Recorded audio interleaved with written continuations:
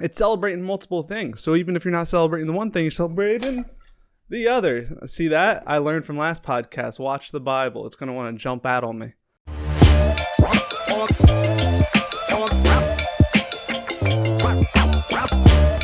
Hello and welcome back to the Croak and Crow podcast. I am Spencer Cartier. I am Paolo Veronese, a Renaissance master and a devout Catholic who painted the very famous Wedding at Cana. That is a very famous painting indeed. I know that because I took art history in college. And that's why I'm here, stuck in my studio. But as you can see by our modern technology, I am still a one-man show.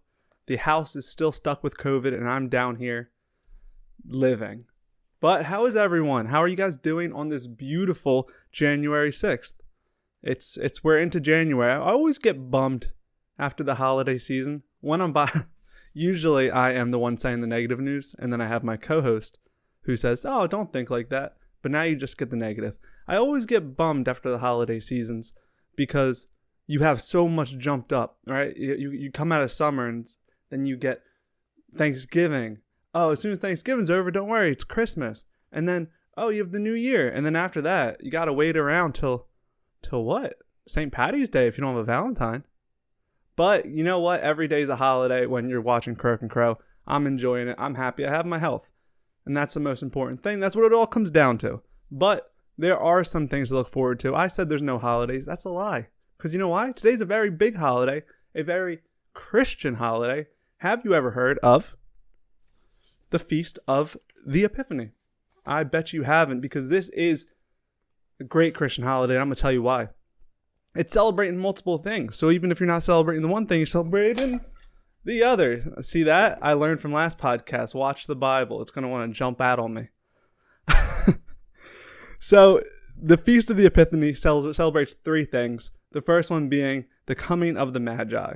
You might know it better as the three wise men. And if you don't know that story at all, we did a podcast on it, so you need look no further than the Croak and Crow playlist.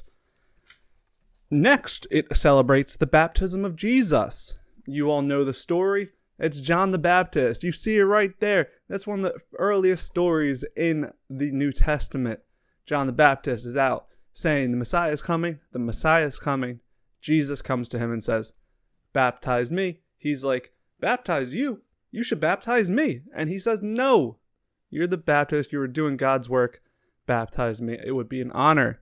So we're celebrating that. And finally, to go along with the name Paolo Veronese, is it celebrates the wedding at Cana. Cana? Tomato. And you all know that story. You might not know it by name, but that is when Jesus turned water into wine. Yes. The miracle of water to wine. If I could perform one miracle, it would be that one. But, he goes, they're out of wine. And I got you. We'll talk more about it later. But yeah, so the wedding of the the Feast of the Epiphany, that's today. Go and celebrate it. I don't know how you would celebrate it. Let me think. Coming of the Magi, maybe get some gold, frankincense, and myrrh. Baptism of Jesus. Just pray. And the wedding at Cana, go drink some wine on this fine Thursday. It's Thursday, isn't it, already? Thursday is my favorite day, and you guys know that. But that's not it. That's not where the holidays end. So the holiday season is not over, because today is National Bean Day. National Bean Day. Any kind of bean. What is it a peanut that's considered a bean? Or is that considered I think it has another name. Anyway, if you love beans, I don't. I like beans and chili. That's it. But you could say, roll that beautiful bean footage, and that's referring to an old commercial about the famous Bush's canned beans. Let's check that out. Roll that beautiful bean footage. Drop it. And finally, before we wrap up the holidays of today, there will be holidays tomorrow. It's National Shortbread Day. Now, anyone who watches this podcast knows I don't like sweets. I was a baker. I was the best baker. But I don't like sweets, so I never knew how good of a baker I was, I guess, because I could never try my own food.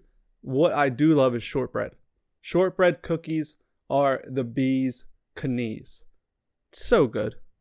Anyway, Lorna Doone's shortbread cookies. But more importantly, Girl Scout. That's the only kind I eat. If there's a Girl Scout out and I'm like, I need to be charitable. I need to help these Girl Scouts get their quota. I'm not eating Thin Mints. I'm not eating, I don't even know what other kind there are. Chocolate chip cookies?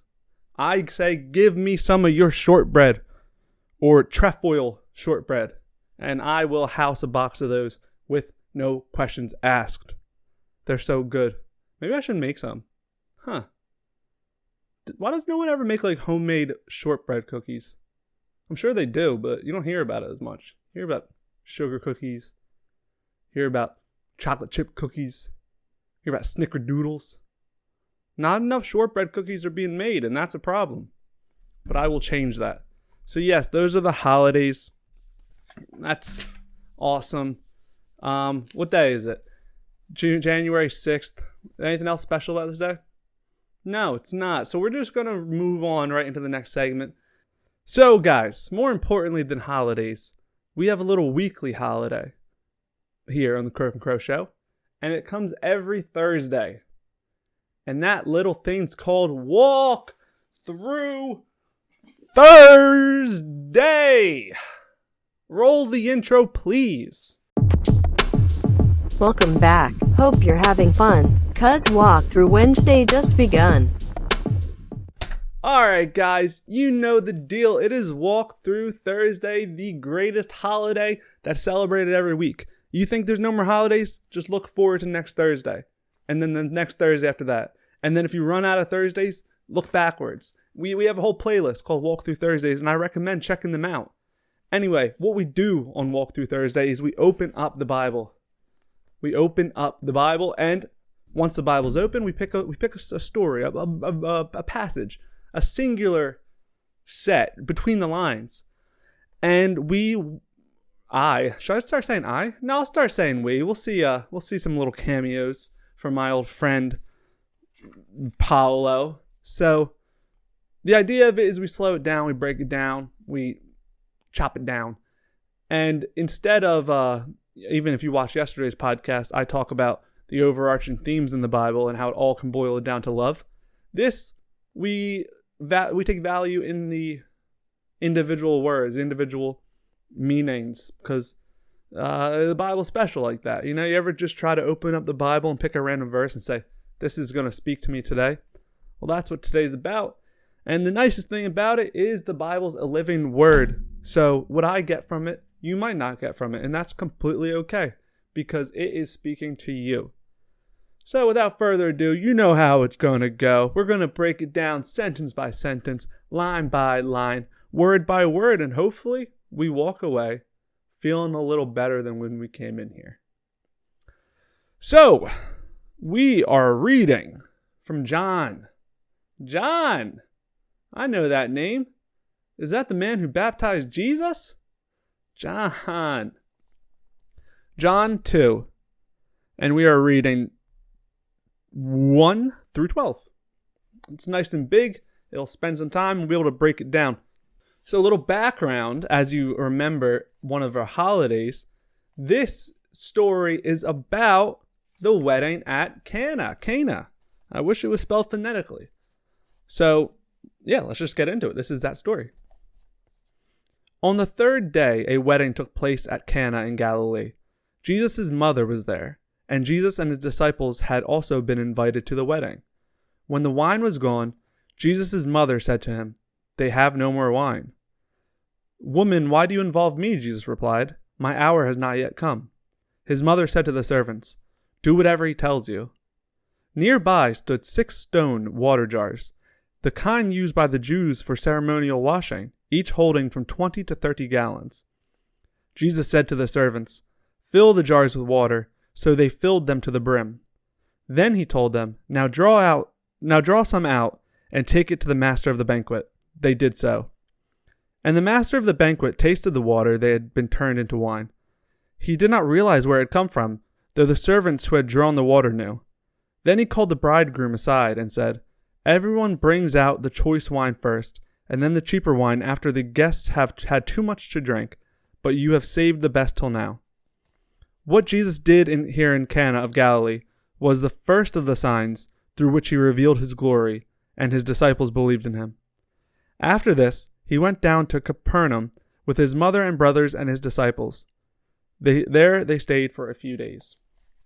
All right, so with a little help from my friend Paolo here, we're going to break it down. I find a couple things interesting in the first 2 verses. One, that Jesus' mother was mentioned before him. The order is Mary, then Jesus, then the disciples. And also that the wedding took place on the 3rd day. Numbers. Yeah, I mean, so on a very face value here, this is one of those straightforward stories. There's some, you'll get a psalm that has these greater ideas, but this, on the surface, just looks like a historical story. This is Jesus' first miracle. This is who was there. But if you want to try to look deeper, there are some interesting things about that. Like she just said, Jesus' mother was Mary, was mentioned first. And there is always, I feel like, a emphasis on the value of Mary. She, like, obviously, being chosen, being perfect as a human, or without sin. It's all important to distinguish the value that she had. And it wasn't just, and then, he had a mom. Mary has like some actual significance. And after all, she, birthed Christ. And anyone who is worthy enough of that has a lot of worth. And numbers, you said. And so it starts with on the 3rd day. I have never gotten into numerology in the Bible, not by disbelief, but by, I wouldn't know where to start. With that being said, I find numerology in the Bible fascinating, and I really would like to dive in deeper. With that being said, there are some things that we see repeating that are more of like the surface level numerology. The biggest being 3. All right, we talked about yesterday, just in reggae songs, the 3 little birds could represent the Trinity, but that 3 biblically is so has so much meaning, representing the Trinity. And so you see it a lot, even although it doesn't look like it refers to anything. They did say on the 3rd day, and there's something about those 3s. And on the 3rd day there was a miracle, and it just all there's so many of these lines and correlations in the Bible that we might not understand on a surface level, but you can almost get that there's something deeper to it. All right, so the second line. When the wine was gone, Jesus' mother said to him, "They have no more wine." For the 3rd verse, I think it's interesting that Mary was not worried as the wine was dwindling. She wasn't on alert or cautious. Only when it was gone, the wine's gone, did she bring that to the attention of Jesus. Yeah, okay. So the order in which, her worries were, but I don't know if this is jumping around a little bit, but I think it's also very important to note that just like earlier we just said, it puts Jesus's mother, or it puts, let me just start saying Mary. Put Mary first, and then said Jesus was there and stuff. When Mary's the one who's bringing it to attention, I think it just goes back to that value that she holds and the value in Jesus's eyes, right? Like Jesus is, it's not, the bride or the bridegroom is saying, "Hey, Jesus, heard you can do some miracles." Like, it's his own mother letting him know. And once again, it's that connection between mother and son, Mary and Jesus. And she's the one to go up to Jesus because she knows him, and she knows that he is the one who's able to help. So, all right. 4 and 5 goes, "Woman, why do you involve me?" Jesus replied, "My hour has not yet come." His mother said to the servants, "Do whatever he tells you." For 4 and 5, Jesus responds to Mary to say that she was acting out of turn. He knows his timeline. It wasn't time for him to perform a miracle or to intervene in the lives of the humans' activities. And she doesn't even answer him. She just talks to the servants and says, do what he says. Sort of that he would do what he says because he's going to do what I said.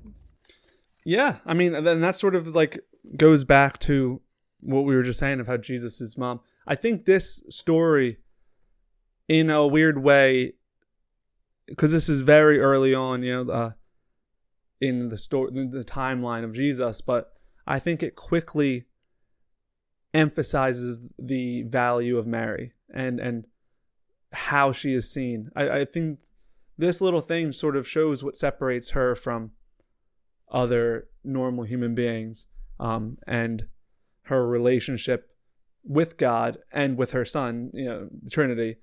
And yeah, so he says, like, why do you involve, right? Like, if we just stopped there at 4, "Woman, why do you involve me? My hour is not yet come," it would have been cut, done, nada.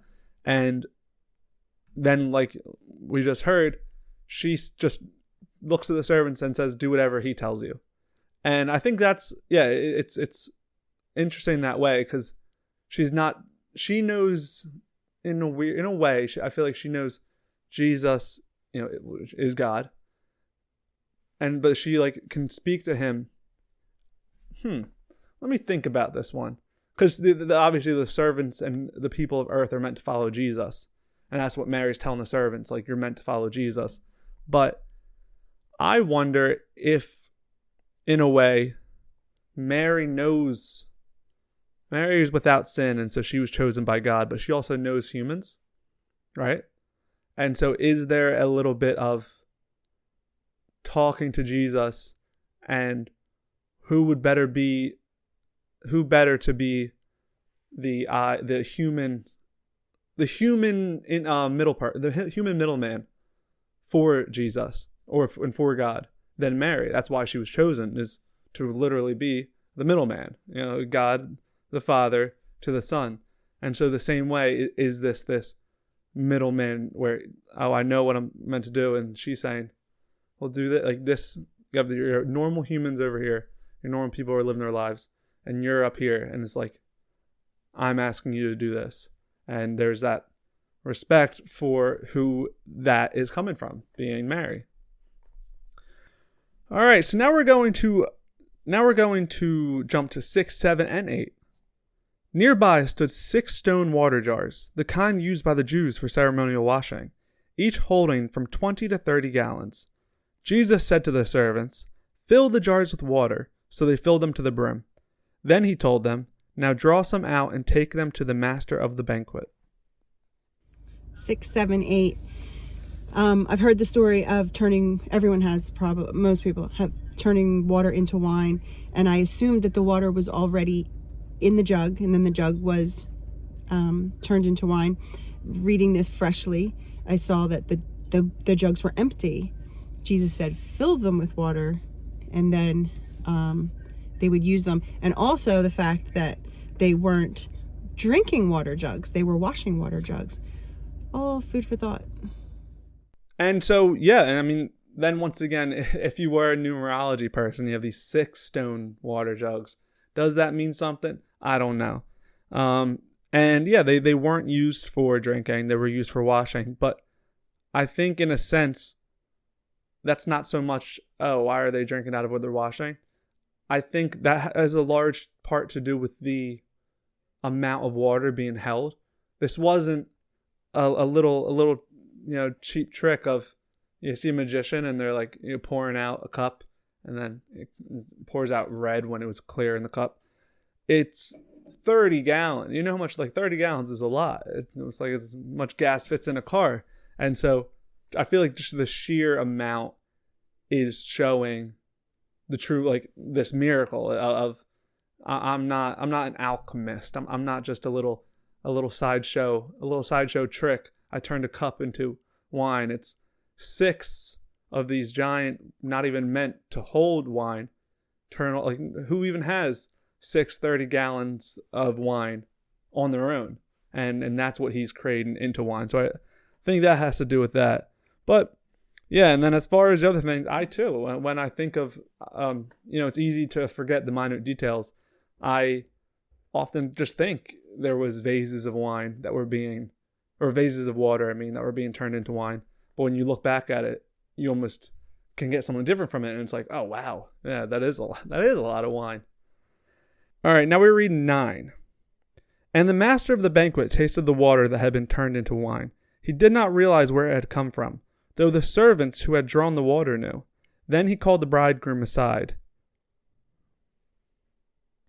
I was a little confused on 9 because the master of the banquet and the bridegroom are 2 different people. And I was thinking the person in charge of the wedding would be the bridegroom, but no, the person who's in charge of like the catering and the just overseeing everything while the bridegroom is being celebrated.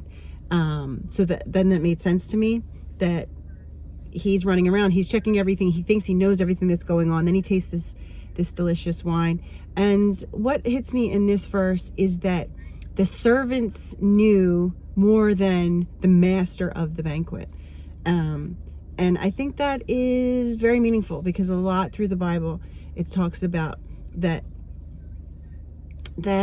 to be childlike, to be the widow's nickel.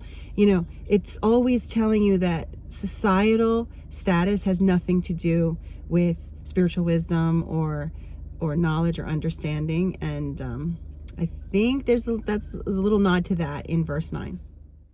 Yeah, I think there's a good point there about the servants knowing and the master of the banquet not, because I think nail on the head. It's this idea that it's though, like I think we see often in the Bible of those who think they know the most know the least, and those who are open know, like, are given the most. You see it with the richest man, and the rich man has a better chance of putting a pin or a camel through a pin's head than to get to heaven.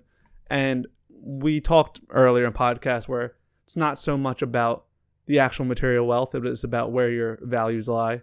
And when you think you know everything, it's harder for you to have your eyes open. And then it's those lower end people, which I think are more metaphorically to a type of mindset, a type of the way you view the world, are the ones whose eyes are open and do know the power of Jesus. All right, and 10. Then he called the bridegroom aside and said, "Everyone brings out the choice wine first, and then the cheaper wine after the guest had too much to drink. But you have saved the best till now." When I read in verse 10 that the master of the banquet is praising the bridegroom for serving such good wine, it takes me to the fact that Jesus is the one who made the wine, and they were out of wine, so they were in a pickle, and so he did this favor. He didn't want to do the favor, and he did the favor. He turned water into wine. Extremely important miracle in history. But he could have just made it into any wine, but he made it into like fantastic wine, top of the line, top shelf, and it just is always this. It's always reassuring us and helping us remember that he doesn't just give, he gives so extravagantly. Yes, exactly. And those are the little details I think that are important in looking at the stories that you already know, right? Water was turned into wine. Oh, it's a miracle. But when you look back into the story, it's so nice to get those little tidbits of information, like just the 6 containers that holding 30 gallons each, a sheer amount. And then on top of that, it being confused by the master of the banquet as why did you save the best for last? Not even knowing. This wasn't I think that's another point in this for the master of the banquet not knowing. This wasn't all of Jesus's followers being like, this is the best. This is someone who's completely ignorant to what has happened and is just trying this wine and saying this is the greatest wine. And it just shows, because this was Jesus's first miracle. This was his first sign to his followers that I am, the Messiah. But this is pretty small on his agenda. This wasn't, saving any lives or anything. But I think that shows, like, even in the smallest miracle, I don't even, I think it's just him just creating wine. It would obviously be the best wine. Just like the manna that was, falling out in the Old Testament was the greatest bread. It's like when it's divine, when it's being created by the divine, it will always, blow our socks off in a way. All right, so 11. What Jesus did here in Cana of Galilee was the first of the signs through which he was revealed in his glory, and his disciples believed in him. So verse 11, Spencer's favorite number, is just stating that this is the first of the miracles that Jesus is to perform, and it's the beginning of his revelation. And I just love that it's about wine, and it's about the water of life, the flowing, the thread that will be carried through the story of Jesus all the way to the Last Supper, and all the way to now when we celebrate communion and we drink the wine. It's just very continuous, and it gives you a connectivity throughout the story from when this happened, and the fact that Jesus said, no, this isn't the time, I'm not going to do it right now, but it was still done, and it was like so perfect. While she was talking there, I just thought of something, because you said, the water of life and stuff. How fitting is this verse? And like I said, it's a Bible, so this is what I'm getting from it. But who knows what you're getting from it? The water of life turned into wine. Could that not be like symbolic of just water as the source of life, and wine as earthly, right? There's no use for wine to quench thirst. It's an earthly delight, and is in a way God coming onto earth as Jesus, turning this divine thing like water, which is the source of life, to something earthly. And as the first miracle, is this a metaphor for that? It's, you have water, and it's great. It's the reason we're all alive, but you are at this party, you're looking for something earthly, this wine. And is Jesus coming down as human form sort of like that water to wine? I don't know. I just thought of it on the spot. But let's finish up, guys. After this, he went down to Capernaum with his mother and brothers and his disciples. There they stayed for a few days. We could have stopped at 11, Spencer's favorite number, but that story, the wedding at Cana, ends at 12, and so it's just oh, okay, fine. Then they left and they went down to Capernaum. I like it because the story starts out where Mary wants Jesus to do something, and he kind of tells her, no, like, it's not for you to say, and it's not for me to do, but he does it. And I just find that verse 12 tells us that there was no hard feelings. He was not mad. He was not, I need to separate myself from you now because you're out of line and you're making me think, feel responsible to do things that I don't want to do. This wasn't one of the times where he went away in meditation or into the desert or into mountain. They all went together, his family and his disciples, and they went down there and they stayed for a few days. And I just like that, because even though it seems like this shouldn't have happened, it happened harmoniously. Yes, I agree. I think this verse is such a beautiful way to start off the miracles, right? Like, it brings so many things into effect. It just being and I think Mary or the mother of Jesus has a lot to do with it. It's showing where the value lies, everything from God, but listening to Mary still knowing that he has a journey. It's I think is an awesome segue from, the birth of Jesus, and it's like time for him to start his mission, and then still listening to his mother. And I think it all comes together. And I think it was obviously, I think it's very, even though Jesus said, "Oh, why do you involve me?" I think there was a very good reason for it to have gone this way and for this to be the first miracle. But I was going to throw him, but I don't want to pick him up later. That is it for Walk Through Thursday by myself with a little help from technology. I'll be back for tomorrow for Fun Friday or Dr. Seuss Friday, whatever we're doing nowadays. Until then, go read the Bible. Write down in the comments if you got something different from it. Think about my my water to wine analogy, because I'm gonna go think about that, because I think there's some points of interest there. Anyway, that's our show.